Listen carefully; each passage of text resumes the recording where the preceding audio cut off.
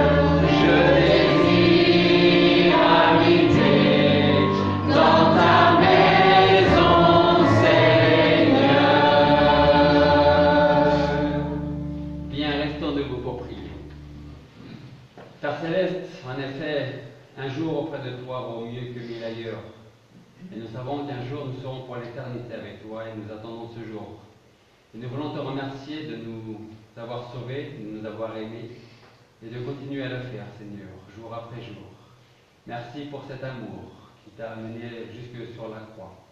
Merci pour ta grâce imméritée. Merci pour ta miséricorde, pour ta patience envers nous. Seigneur, nous voulons nous présenter devant toi maintenant afin que tu prépares nos cœurs. Tu nous disposes favorablement pour recevoir ta parole, ton enseignement.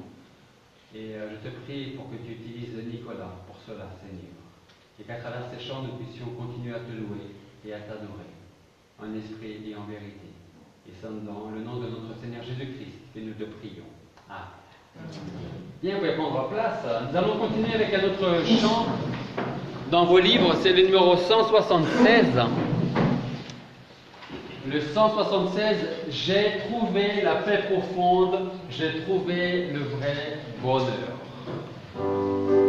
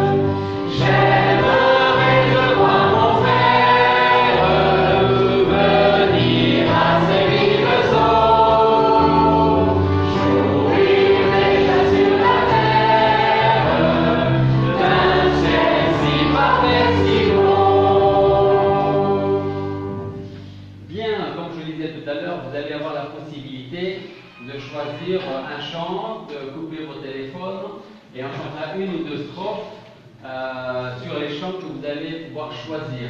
Voilà, donc si ce n'est pas déjà fait, vous pouvez en choisir un ou deux. Et on va continuer à chanter un chant que j'aime beaucoup et que j'attends impatiemment de le chanter au ciel. On va se lever pour chanter ce cantique. Seigneur, que n'ai-je mille voix.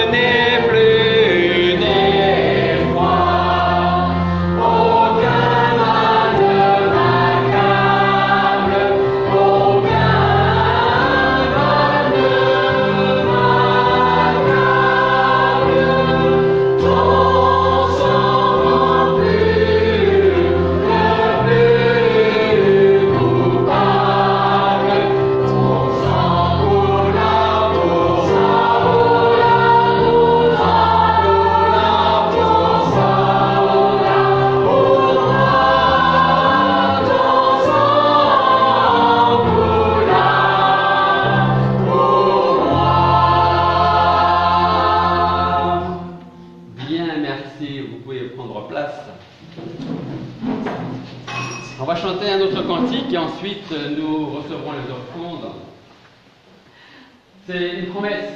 Le thème de cette retraite, ce sont les promesses de Dieu. Donc on va chanter une promesse de Dieu. C'est le numéro 361 dans vos livres.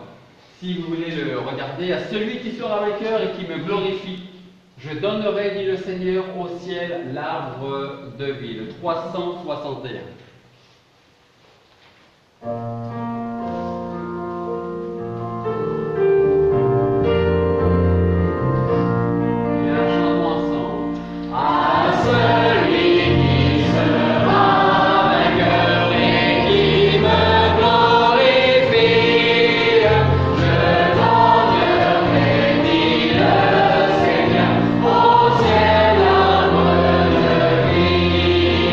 Victoire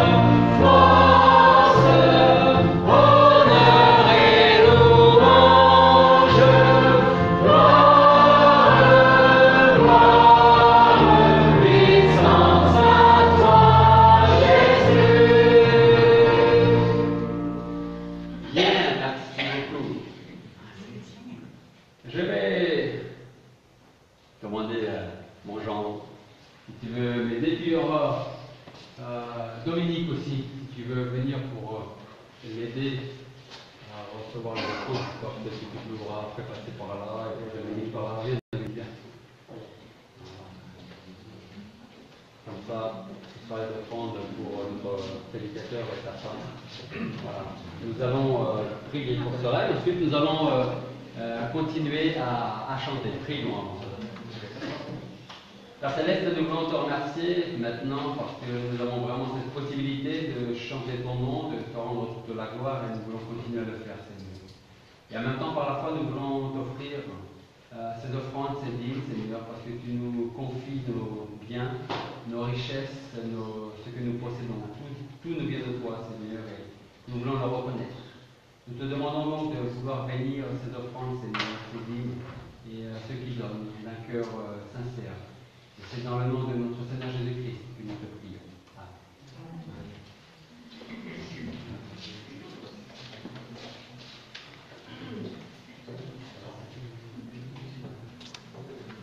Est-ce que quelqu'un veut donner un premier cantique? Sans ça, vous voulez chanter? Alors celui à Dominique, on en chantera ce soir, Dominique. Pas oublié. Merci. C'est mon joyeux service d'offrir à Jésus-Christ. Alors, c'est mon joyeux service.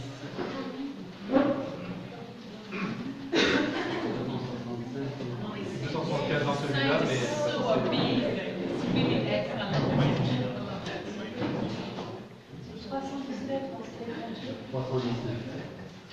C'est ça? C'est le même que dans celui-là. Alors, on va garder ça de côté.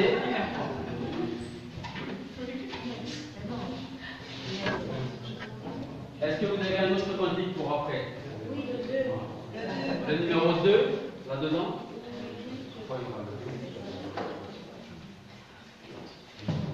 Et un dernier?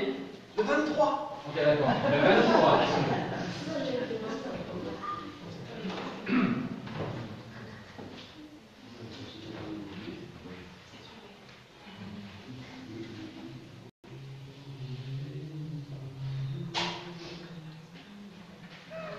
Donc, numéro 319, on va chanter deux strophes.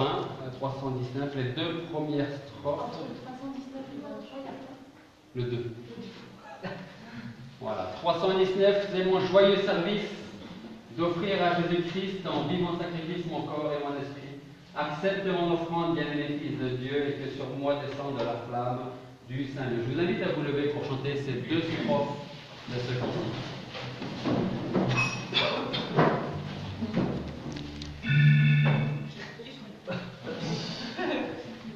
C'est que du caillou.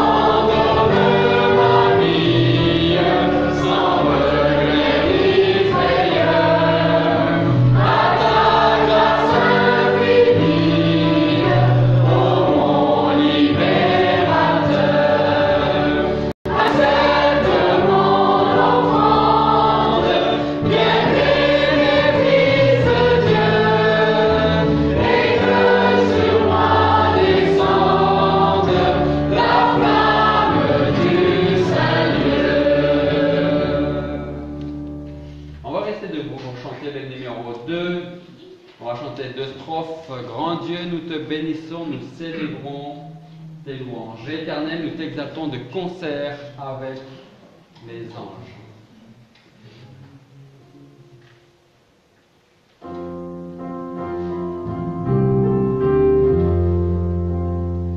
Grand Dieu, nous te bénissons.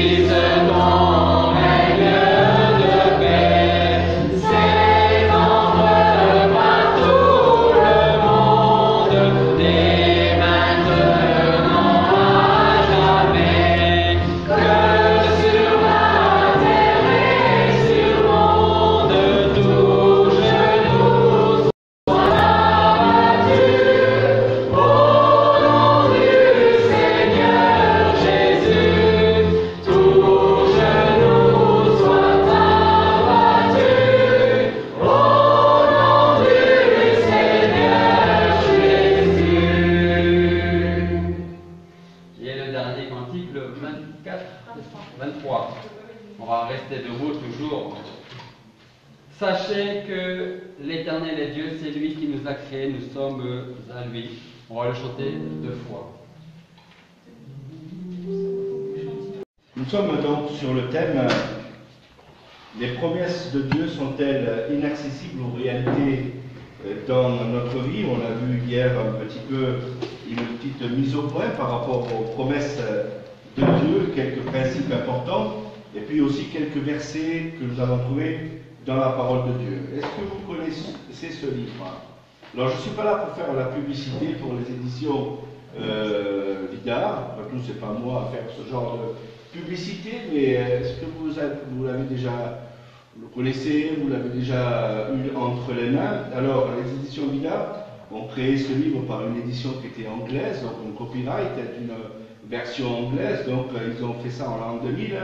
Et puis, les années passant, ils ont continué un petit peu, toujours un petit peu dans la même lancée.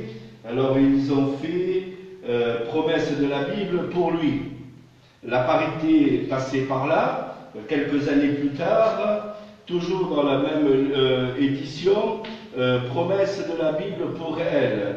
Et puis un petit peu plus tard encore, puisque les familles sont là, promesse pour vos enfants. Donc tout le monde en a pour son compte, donc vous pouvez aller voir, il y en a pour des promesses, il y en a pour tout le monde.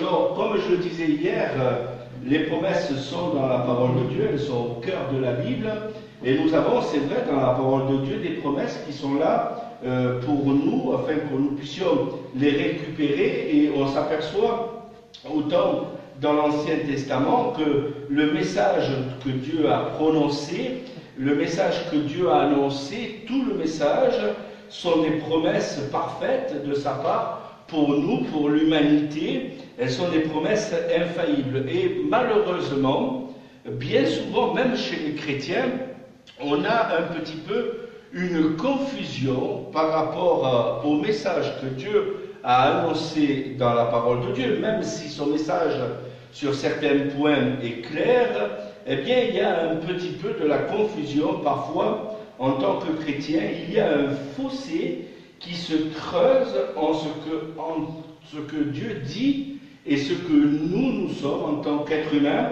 et parfois le vécu même dans le quotidien. Je vous disais hier ce fameux verset qui se trouve dans la parole de Dieu, donc Matthieu 7,7, demandez et l'on vous donnera, cherchez et vous trouverez, frappez et l'on vous ouvrira. Alors comme je le rappelais hier, combien de fois ai-je demandé des choses à Dieu et que j'ai jamais reçues? J'ai souvent demandé des choses à mon Père Céleste et que je n'ai jamais reçues. Personnellement, au début de ma conversion, je pensais que je pouvais lui demander une voiture rouge, sportive, confortable. Je ne l'ai jamais, pour l'instant, je ne l'ai jamais reçue. Alors j'ai toujours un espoir, peut-être un jour, de la recevoir. Mais combien de fois on a eu ces attentes, ces demandes, ces recherches, et que le Seigneur ne nous a toujours pas donné? Alors, regardons ensemble un petit peu quelques confusions sur ces fausses attentes que nous avons parfois, et que nous, en tant que chrétiens, nous tombons bien souvent dans le piège. Alors, je vais vous en donner quelques-unes de fausses confusions. Tout d'abord, ces attentes que nous avons par rapport à nos prières que nous faisons à Dieu. Nous avons cette tendance à faire comme tout être humain. Nous faisons une cible et nous disons, Seigneur, voilà la cible. Et c'est là, Seigneur, que je veux que tu ailles. Nous sommes des évangéliques parachutistes. Vous connaissez maintenant, je ne sais pas si vous avez déjà vu ça à la télévision, les parachutes aujourd'hui sont très bien faits. C'est-à-dire que quand une personne se jette d'un avion avec un parachute, bien souvent il peut aller dans une cible bien précise. Et nos prières bien souvent sont comme cela. C'est-à-dire que nous créons notre cible et nous disons à Dieu, Seigneur, voilà, ça c'est la cible et je veux que tu tombes là-dedans. Et bien souvent, le Seigneur, quand il nous répond là. C'est pas la cible que nous avons créée, n'est-ce pas? C'est pas cette cible-là. Alors, je voudrais vous donner un exemple, par exemple. Il y a quelques jeunes mariés ici. J'ai été aussi jeune, enfin, marié. Jeune moins, mais j'ai été aussi à un moment donné. Et dans mon esprit, la femme idéale avait un certain visage. Et c'était la cible que j'avais dans mon esprit. J'ai trouvé la femme idéale, mais c'était là. C'était pas celle que j'avais dans mon esprit. Et les femmes, vous savez, c'est exactement pareil. Vous savez, vous avez des idées dans votre tête, le beau prince charmant, vous voulez des personnages parfois, enfin il suffit de vous poser la question, il faut qu'ils soient yeux bleus, brun ou blond pour certains, d'une certaine taille, très musclée, d'une certaine carrure, très sportif, enfin l'acteur de cinéma qu'en réalité, je m'aperçois que bien souvent, on n'est pas.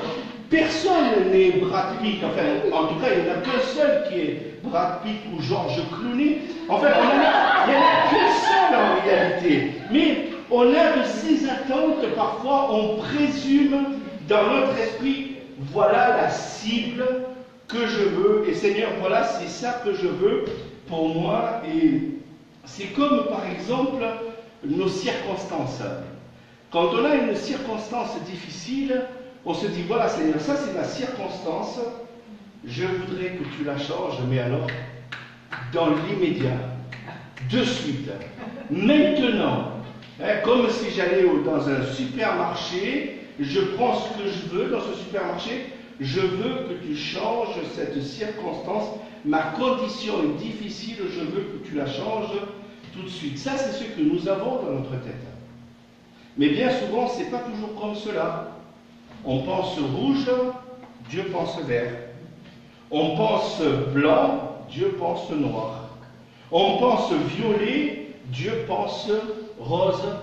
Et je me dis, mais est-ce que Dieu entend réellement nos prières quand on lui demande? Est-ce que vraiment il écoute ce que nous lui demandons? Dietrich Bonhoeffer disait ceci, c'est un pasteur et un théologien. Il disait, Dieu ne nous remplit pas toujours nos désirs, mais il tient toutes ses promesses. Quand on regarde la parole de Dieu, bien souvent on a dans la parole, même si nous faisons des planifications, on ne voit pas souvent plus loin que notre bout du nez. Et Dieu voit déjà dans le futur. Nous, on voit juste le présent et on ne voit pas plus loin que notre bout du nez. On voit que la surface de la situation. On voit, je dirais que l'idée, je dirais à la rigueur, le premier puzzle, je ne sais pas si vous avez déjà fait des puzzles, mais moi j'aime bien arriver à la fin quand je fais un puzzle, j'aime bien arriver à la fin pour voir, je dirais, le tout, hein, les 1000 pièces ou les 1500 pièces que j'ai mis. Mais on voudrait, nous, de suite arriver à la fin. Mais il faut un certain temps pour faire cela. Ma femme me dit souvent, quand j'en fais des puzzles, tu as beaucoup de patience, tu perds ton temps. Et j'aime ça. Donc j'en fais à la maison, je perds mon temps en mettant des pièces de ci, de là. Mais on n'a pas toujours tout devant les yeux. Et Dieu ne nous montre pas toujours tout. Et quand on regarde certains exemples de la parole de Dieu, nous avons deux exemples que j'ai pris en tout cas dans la parole de Dieu. La situation avec Abraham. Vous vous rappelez d'Abraham dans la Bible, dans l'Ancien Testament? Dieu a fait une promesse à Abraham et à Sarah. Et il a attendu un certain temps avant de lui donner l'enfant de la promesse qui était Isaac. L'enfant de la promesse est arrivé quand Abraham et Sarah avaient beaucoup de cheveux blancs sur leur cervelle. Il ne leur a pas donné de suite l'enfant de la promesse. Et entre la promesse et l'accomplissement de la promesse, il s'est passé un certain temps, et pendant ce temps, eh bien, Sarah, Abraham, ont essayé de faire à leur propre sauce quelque chose que Dieu leur avait promis en réalité. Et entre-temps est arrivé Ismaël avec Agar la servante. Ce n'était pas dans la volonté de Dieu.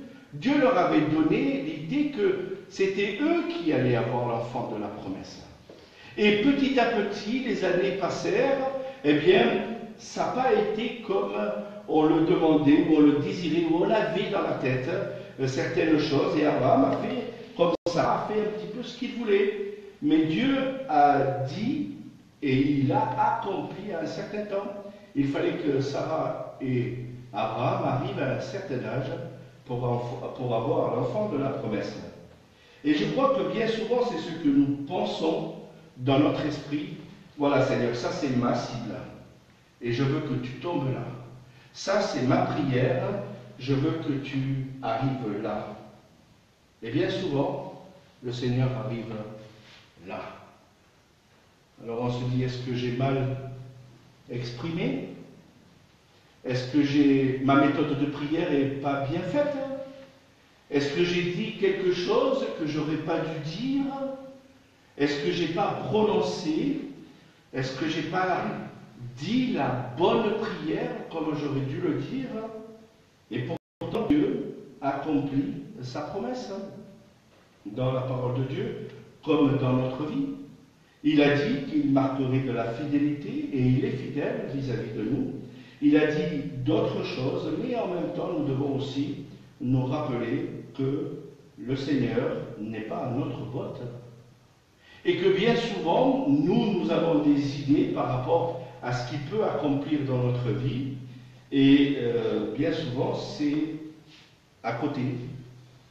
Alors, si vous parlez à mon épouse, donc, je ne sais pas si elle voulait un Brad Pitt, mais elle m'a toujours dit qu'elle voulait un Américain. Pasteur. Elle a eu un Italien et il est pasteur. Bon, 1 sur 2.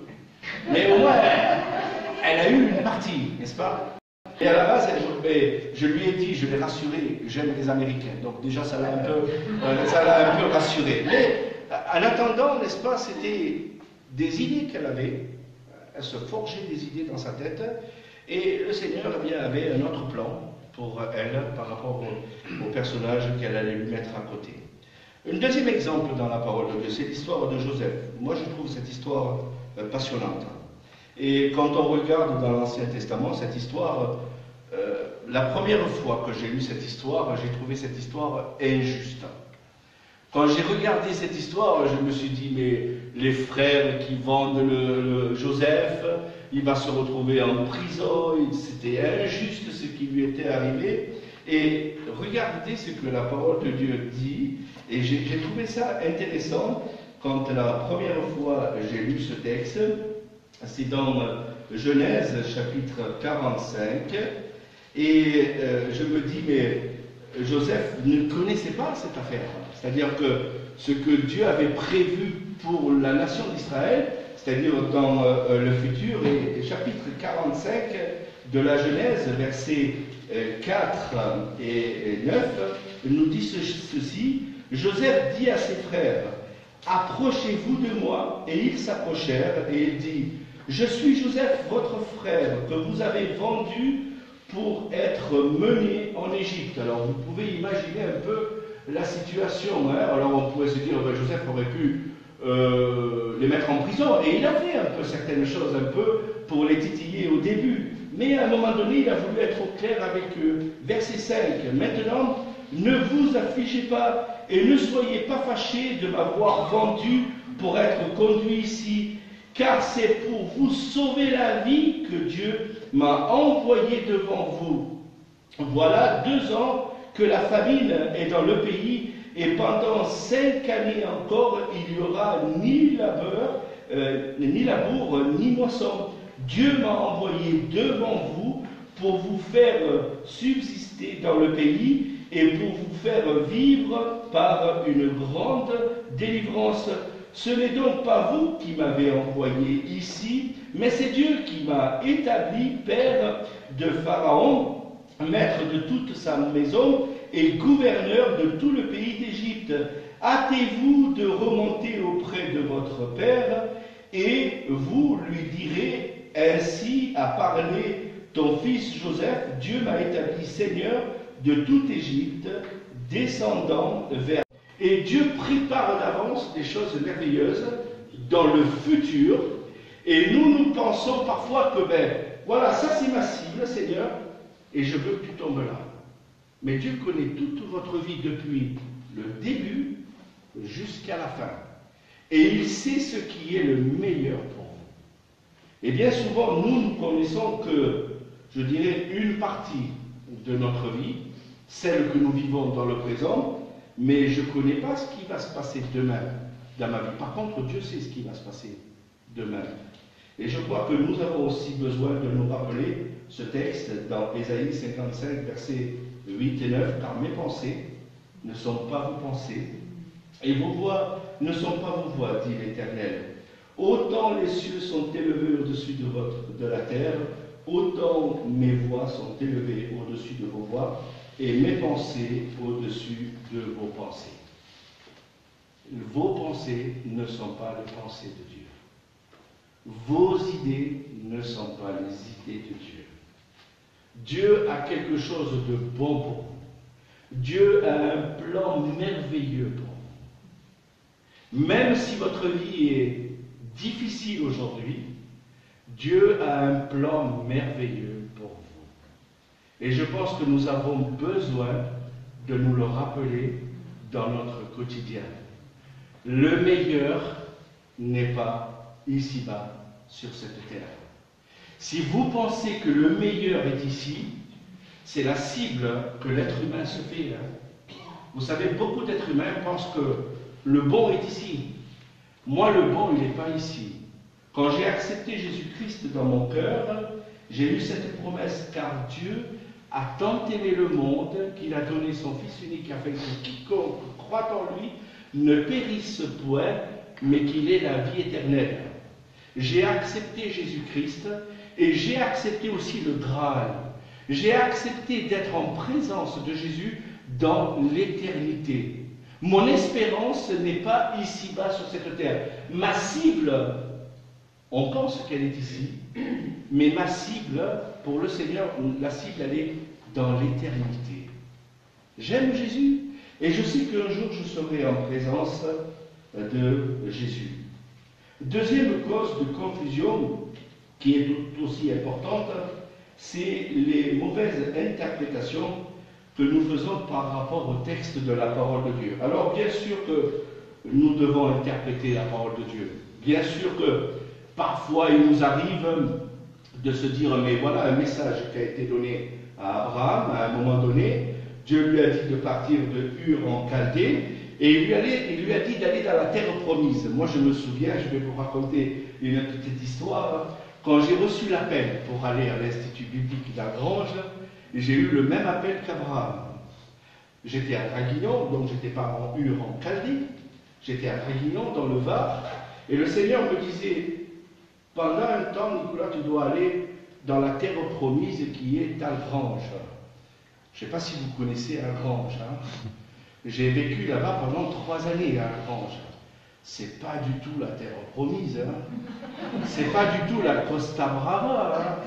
Je peux vous rassurer, il n'y a pas là-bas la plage. J'ai dû laisser le Var, 83, pour partir pendant 3 années de ma vie à Algrange. Mais ça faisait partie de la volonté de Dieu. Ça faisait partie du plan de Dieu et je l'ai accepté pendant un temps de mon existence. Et je trouve que parfois, on a aussi, quand on lit la parole de Dieu, on a des idées, des interprétations, on se fait une foule d'idées par rapport à ça, et on pense que puisque Dieu a parlé là, eh bien, je dois aussi accepter ce message comme venant de la part de Dieu. Et nous avons, comme ça, dans le milieu évangélique, on dit souvent que le milieu évangélique bouge. Et c'est vrai qu'il bouge souvent, le milieu évangélique. Dans les années 90, on parlait de la bénédiction de Toronto. Je ne sais pas si vous vous rappelez de cela. Enfin, je sais que la Maison de la Bible a fait quelques ouvrages et ça a été condamné en disant c'est une hérésie. Beaucoup de théologiens se sont levés en disant c'est une hérésie. Alors la bénédiction de Toronto, c'était le réveil du rire dans l'esprit, des émotions. On ne contrôlait pas les émotions, c'est-à-dire on pouvait se rouler, et encore aujourd'hui, nous avons une église pas très loin de chez nous,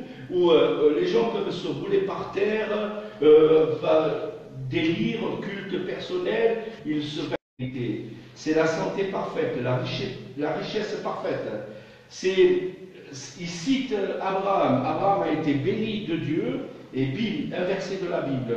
Il a reçu des bénédictions de la part de Dieu, et bim, un autre verset de la parole de Dieu. Et Dieu, il dit, oui, le chrétien doit être béni. Le chrétien doit être dans la santé parfaite. Il doit être ce que Dieu a donné à Abraham, eh bien, il peut aussi nous le donner. Oui, c'est vrai. Mais Dieu est souverain. S'il veut nous donner la richesse, il peut le faire. Par contre, rappelez-vous que Jésus n'a pas eu de château sur cette terre. Jésus n'a pas eu de richesse sur cette terre. Jésus n'a pas non plus eu des biens matériels sur cette terre. Et souvent, quand on regarde ces promesses dans la parole de Dieu, il y a toujours un conditionnel. Si tu obéis à mes commandements. Et voyez-vous, bien souvent, ces personnes oublient ce commandement. Par exemple, j'ai eu l'occasion, il y a quelque temps, dans une réunion de prière, de rencontrer un homme qui pensait que Dieu doit me bénir, Dieu doit me guérir de la situation. Alors je lui ai montré quelques textes. Par exemple, Timothée. Paul aurait pu le guérir. Il lui a donné un médicament. Ne continue pas à ne boire que de l'eau, mon frère. L'eau, si tu bois, ça va faire des grenouilles, comme disait mon père. Mais fais usage d'un peu de vin à cause de ton estomac et de tes fréquentes indispositions. Mais Paul a guéri. Paul a fait des choses incroyables. Mais Timothée, il lui a donné un médicament. Regardez un autre exemple. Trophime, qui a été malade. Lui non plus n'a pas été guéri. Erasme est resté à Corinthe. Et j'ai laissé Trophime malade à Milet. Lui non plus n'a pas été guéri. Paul aurait pu le guérir. Et en parlant de Paul, Paul non plus n'a pas été guéri. Il a demandé 3 fois. Seigneur, enlève-moi cette situation que je vis. Vraiment, enlève-moi cette écharpe. Et Dieu lui a dit non. Cette écharpe que tu as, elle va me glorifier. Je te la laisse. Tu la veux pas, mais moi je suis souverain et je te la laisse. Cette écharpe va être essentielle dans ta vie. Et voyez-vous, bien souvent, c'est comme cela que Dieu voit certaines choses dans notre vie. Certaines situations, on aimerait ne plus les voir, ne plus les rencontrer, qu'elles soient plus là dans notre existence. Et pourtant, Dieu veut les laisser. La Bible a du conditionnel. La Bible est parfois aussi, certaines expériences ont été données à des personnes individuelles. Et je pense que quand on reçoit une promesse de la parole de Dieu, on doit la regarder dans tout son contexte. Quand j'ai reçu l'appel du Seigneur pour aller à la grange, j'ai contrôlé ses émotions. Je voudrais vous donner un deuxième exemple. Un amour malheureux, un mariage qui tourne au vinaigre, une catastrophe qui se déclenche dans notre vie, et de suite nous pouvons tomber dans le doute. Le doute peut nous submerger. J'ai rencontré au début de mon ministère une dame qui a eu le cancer du côlon. Et cette dame, à un moment donné, m'a téléphoné. Elle était remplie de doutes et d'inquiétudes parce que quelque part, dans son cœur, elle perdait, je dirais, tout le sens de sa vie future, toute son espérance qu'elle avait en Jésus-Christ. Alors je suis allé la voir, je lui ai parlé, je lui ai remontré quelques passages de la parole de Dieu, et à la fin de la conversation, Elle m'a dit merci parce que tu m'as rappelé toutes ces belles promesses qui sont dans la parole de Dieu et que ma maladie m'a fait perdre le sens. Et je crois qu'à un moment donné, on a un petit peu cette pensée de dire que quand on est dans les moments difficiles, eh bien on dit de suite, eh bien oui, Dieu m'a abandonné, Dieu ne m'écoute plus. Allez, soyons honnêtes, certaines fois on lève le poing vers Dieu. Quand on a des moments difficiles, on dit, ben oui, c'est pas ma faute, c'est la faute de Dieu, cette situation. Un rejet personnel, un échec, une perte de l'emploi, une douleur physique, une injustice, une animosité peut nous rendre furieux, peut nous rendre en colère, peut faire surgir en moi des choses que je me demande même si c'est vraiment Nicolas, parfois. Mais l'être humain reste l'être humain. L'être humain n'est pas parfait. La perfection, elle sera au ciel, frères et sœurs. Elle n'est pas ici-bas sur cette terre. Et le Seigneur nous rappelle quotidiennement, et il doit nous rappeler ces promesses de la parole de Dieu, que les sentiments ne doivent pas prendre sur le dessus dans nos vies. Nous tous aussi, nous étions de leur nombre, et nous vivions autrefois selon la convoitise de notre chair, accomplissant la volonté de la chair et de nos pensées, et nous étions par nature des enfants de colère comme les autres. J'ai besoin de me rappeler au quotidien que Dieu m'a sorti des ténèbres pour me mettre à la vie. J'ai besoin de me le rappeler au quotidien. J'étais un enfant de ténèbres. Et cette grâce, à un moment donné, m'a sorti des ténèbres et il m'a mis dans la vie. Et j'ai besoin de me le rappeler dans mon quotidien. J'étais un enfant de colère, comme les autres. Et Dieu m'a mis dans la lumière aujourd'hui. Éphésiens chapitre 2, verset 3, Colossiens chapitre 2, verset 18. Que personne sous une apparence d'humilité et par un culte des anges ne vous ravisse de son gré le prix de la course, tandis qu'il s'adonne à ses visions et il s'enfle de vain orgueil par ses pensées charnelles. Vous savez, si aujourd'hui j'ouvrirais mon casque, ma cervelle, je ne voudrais pas vous montrer tout ce qui peut se passer sur le plafond, dans le sens de tout ce qui est dans ma tête parfois. Et je me dis, vous savez, si on ne met pas notre cervelle sous le contrôle de Dieu, il y a tellement de choses qui peuvent se passer. Par exemple, mesdames, si vous avez toujours la notion d'avoir à côté de vous un Brad Pitt ou un George Clooney, croyez-moi, tous les matins, quand vous allez vous lever, vous allez être étonnés. Je ne sais pas ce que ma femme a fait à sa tête. Personnellement, il faudrait lui poser la question. Mais le matin, ce n'est pas ni Brad Pitt ni George Clooney qu'elle a à côté de lui, à côté d'elle. Et les hommes, c'est exactement pareil. Vous savez, des fois, on a de belles idées dans notre esprit. On a l'idéal, la femme idéale qui est dans notre esprit. Et bien souvent, vous savez, quand on se lève le matin, on est des êtres humains et on fait des choses, parfois, c'est pas possible. C'est pas elle qui a fait ça. Et on a, vous savez, on a des fois des attitudes, je me dis, mais c'est pas ce que Dieu nous demande de faire, mais c'est le système de ce monde où nous devons nous éloigner. Mesdames, vous aurez plus de téléphone dans l'éternité. Fini le téléphone. Messieurs, vous n'aurez plus de tablette avec les jeux dans l'éternité. C'est fini. Vous n'aurez plus Internet. Vous n'aurez plus Google, vous n'aurez plus YouTube, vous n'aurez plus toutes ces choses dans l'éternité.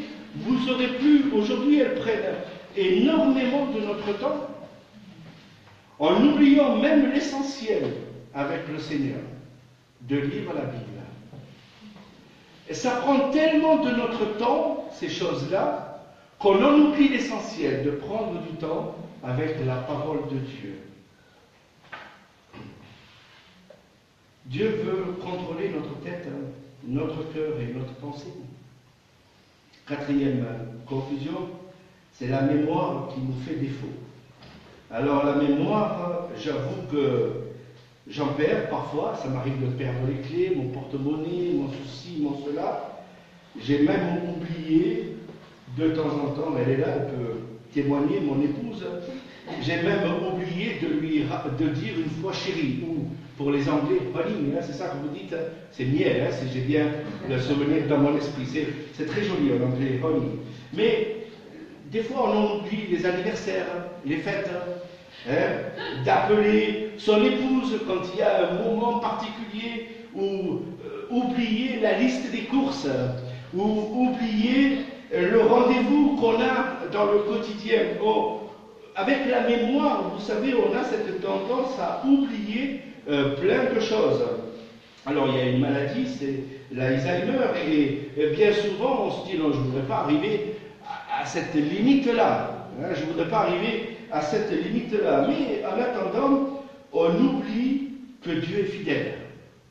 On oublie que dans notre vie, que Dieu a agi fidèlement dans une situation à un moment donné, et quand on arrive dans le moment difficile, on va oublier les promesses de la parole de Dieu. C'est-à-dire que tout ce qui était dans notre tête, toutes nos belles idées de la parole de Dieu, on en oublie même que Dieu dit « Dieu est fidèle ».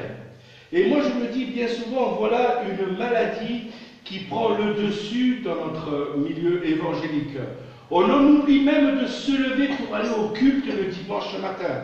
On oublie de montrer à cette humanité que Dieu est fidèle. On oublie que Dieu a manifesté son grand amour à un moment donné dans notre vie, à un tel point que souvent, eh bien, les oublis prennent le dessus dans notre existence.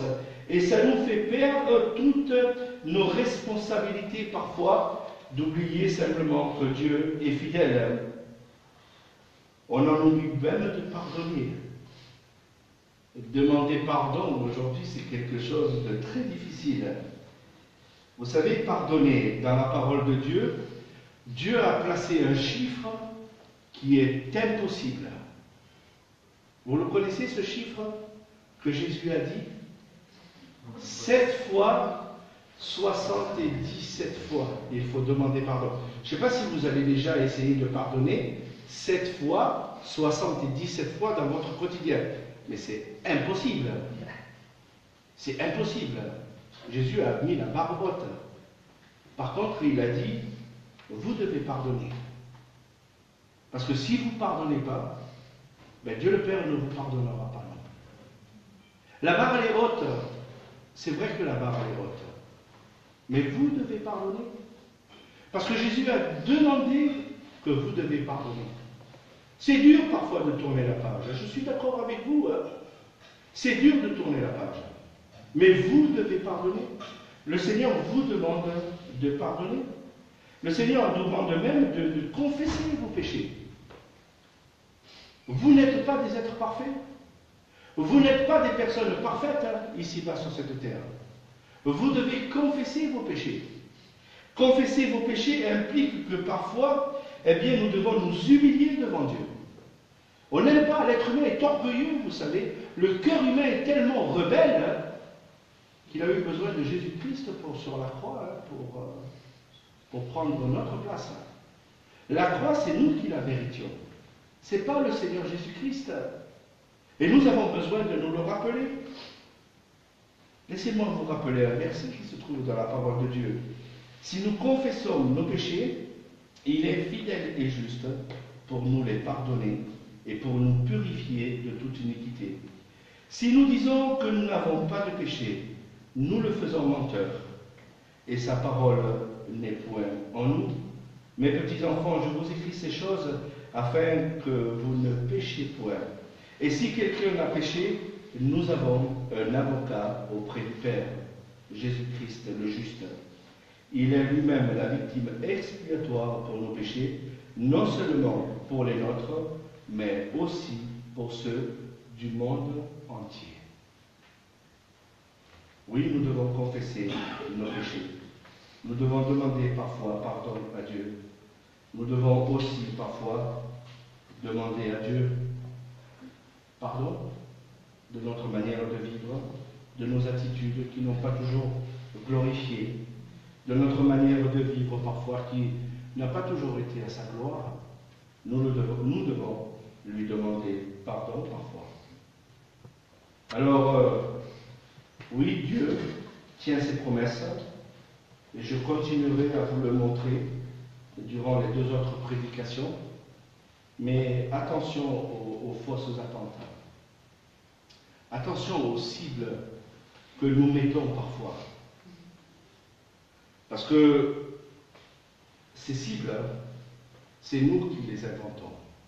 C'est nous qui les rêvons. C'est nous qui les créons. Ce n'est pas forcément Dieu. Si vous m'auriez posé la question il y a quelques années, si je devais faire un institut biblique, la première question que j'ai répondue à quelqu'un un jour, c'est pas pour moi. Je ne suis pas fait du tout pour être pasteur. Je ne suis pas fait du tout pour être un prédicateur. Je ne suis pas fait pour faire quelque part, allez, je mets ça entre guillemets, la volonté de Dieu. Et j'étais représentant, j'avais une voiture de fonction, enfin, j'avais tout le confort que je voulais, qu'un être humain pouvait avoir. Mais Dieu me disait, mais Nicolas, c'est pas là que je veux, ça c'est ta cible, ça c'est ta vie à toi. C'est toi qui t'es créé cette vie. Moi je te veux là. Alors croyez-moi, il y a quelques kilomètres entre Ur en Chaldée et la terre promise. Mais c'était là que Dieu me voulait. Et souvent, nous avons toutes sortes d'idées par rapport aux promesses de la parole de Dieu. Nos fausses interprétations ou applications que nous faisons de la parole de Dieu. Attention aux fausses interprétations. Le Seigneur ne nous demande pas de lire entre les lignes. Il nous demande de lire la Bible, de la mettre en pratique. Mais il ne nous demande pas de prendre que ce qui nous intéresse. Et je vous le montrerai plus tard. Les faux sentiments que nous avons par rapport à ces promesses que nous avons dans la parole de Dieu. Ou enfin cette mémoire qui se perd parfois. Oui, Dieu est fidèle. Et sa fidélité, il vous l'a déjà montré dans le passé, il vous la montre encore aujourd'hui et il vous la montrera encore demain. Que le Seigneur dirige et bénisse cette exhortation. Amen.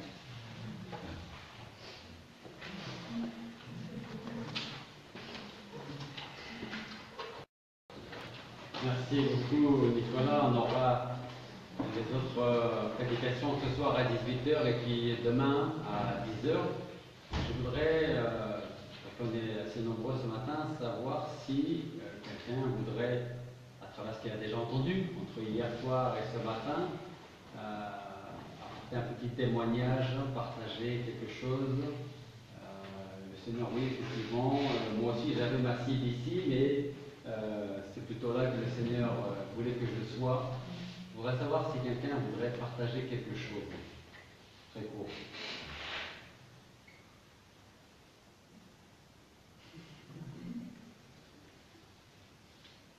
Toujours la première personne qui doit commencer à parler, après ça va mieux. Je sais que souvent on fait des plans. Et cette expression, je ne sais pas si on le dit en Hollande, en Angleterre, on fait des plans sur la comète. Voilà. Et puis on s'imagine un tas de choses. Et puis on s'imagine, le pire c'est que même parfois on s'imagine que forcément Dieu va bénir. Il bénira si on est sur sa cible à lui et si on n'est pas sur la nôtre. Donc Dieu, comme il a rappelé plusieurs fois Nicolas, Dieu est fidèle. Voilà. Ce n'est pas toujours notre cas, mais Dieu est fidèle. Voilà. Donc si vous voulez aussi partager quelque chose, sinon vous aurez l'occasion de le faire un petit peu plus tard, ce soir ou même demain.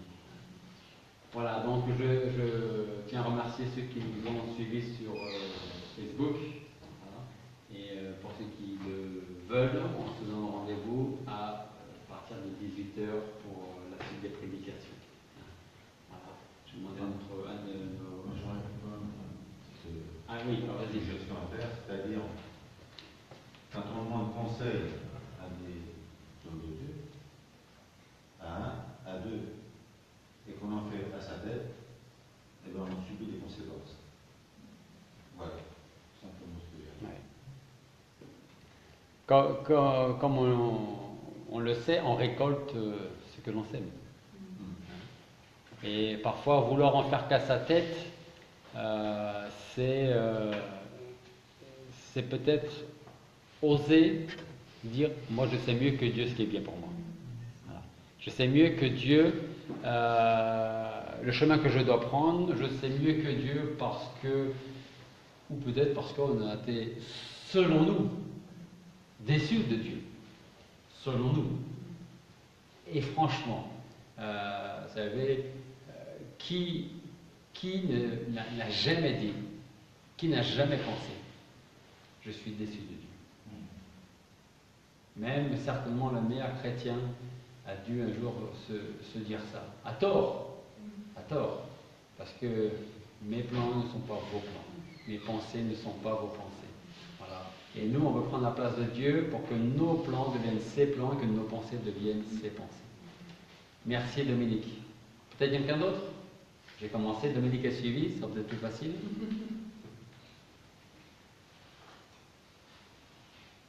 Alors je donne rendez-vous à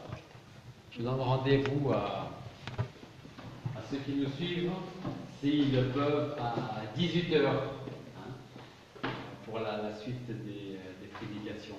Voilà, merci beaucoup.